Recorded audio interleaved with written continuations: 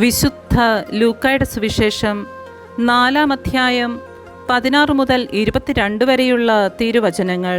പ്രവാചകൻ സ്വദേശത്ത് അവഗണിക്കപ്പെടുന്നു. യേശു താൻ വളർന്ന സ്ഥലമായ നസ്രത്തിൽ വന്നു. പതിവ് പോലെ ഒരു സാബത്ത് ദിവസം അവൻ അവരുടെ സിനഗോഗിൽ പ്രവേശിച്ച് വായിക്കാൻ എഴുന്നേറ്റ് നിന്നു. യേശയ്യാ പ്രവാചകന്റെ പുസ്തകം അവന് നൽകപ്പെട്ടു. പുസ്തകം തുറന്നപ്പോൾ ഇപ്രകാരം എഴുതിയിരിക്കുന്നത് അവൻ കണ്ടു: കർത്താവിൻ്റെ ആത്മാവ് എൻ്റെ മേലുണ്ട്.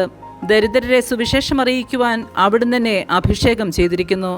ബന്ധിതർക്ക് മോചനവും അന്ധർക്ക് കാഴ്ചയും അടിച്ചമർത്തപ്പെട്ടവർക്ക് സ്വാതന്ത്ര്യവും കർത്താവിന് സ്വീകാര്യമായ വത്സരവും പ്രഖ്യാപിക്കാൻ അവിടുന്ന് എന്നെ അയച്ചിരിക്കുന്നു.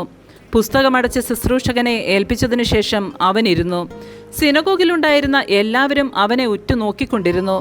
അവൻ അവരോട് പറയുവാൻ തുടങ്ങി: നിങ്ങൾ കേട്ടിരിക്കെ തന്നെ ഇന്ന് ഈ തിരുവെഴുത്ത് നിറവേറിയിരിക്കുന്നു.